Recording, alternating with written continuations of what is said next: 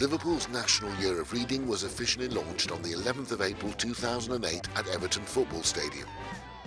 And I think it's really important for all of us to lose yourself in a book, and writers like our guest today are brilliant at making that world for us that we can escape into.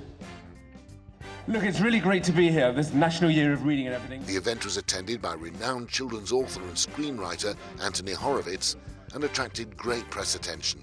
Her teachers knew that she'd succeed. She loved to write. She loved to read.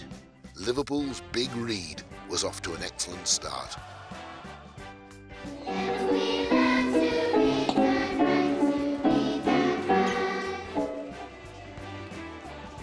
The National Year of Reading 2008 will run from April to December, and there'll be many more exciting events, activities and promotions here in Liverpool, with the key aim to put reading at the top of everyone's agenda. We hope that the year will capture Liverpool's imagination, raise awareness of the importance of reading, and inspire more people to talk about and take part in reading for pleasure. Because reading is life-changing and opens doors to a world of opportunities. Well, I think first of all, reading's got to be a pleasure. People have actually got to enjoy it. If you think it's a chore, you're not going to sustain reading. But for employment purposes, certainly, as well as sort of enjoying the wider pleasures of life, the ability to read is absolutely fundamental. We see a great many cases where perhaps poor or underdeveloped literacy skills amongst adults are a real barrier to them entering employment and actually to keeping down jobs of high value. So for anything such as the National Year of Reading or any of the local initiatives to help and encourage and promote people into a more reading culture is really beneficial to everybody.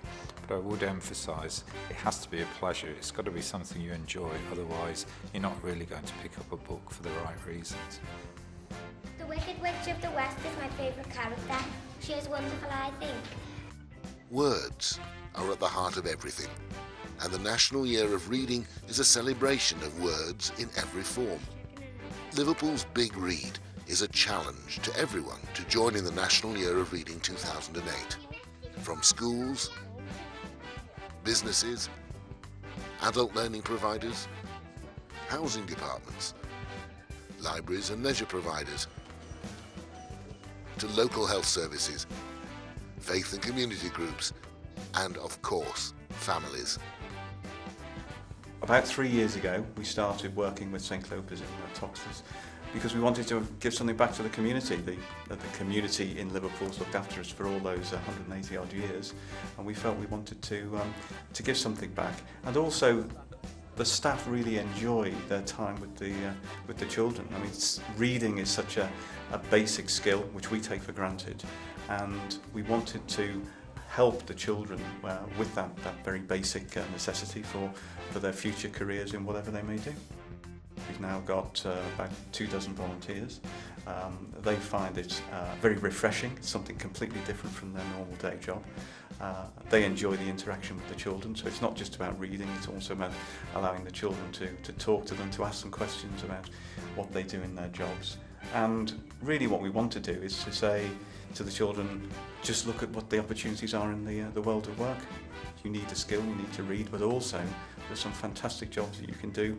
Maybe you can become a lawyer, but there's all sorts of other things that we do in our office that they might aspire to in the future. Because stories explain why things are how they are.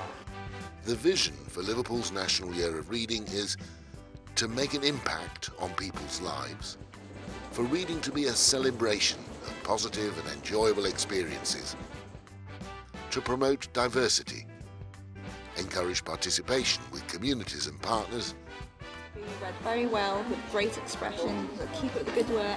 Really good. And to deliver a creative programme that will leave a legacy of change in Liverpool. Once upon a time, in a faraway land.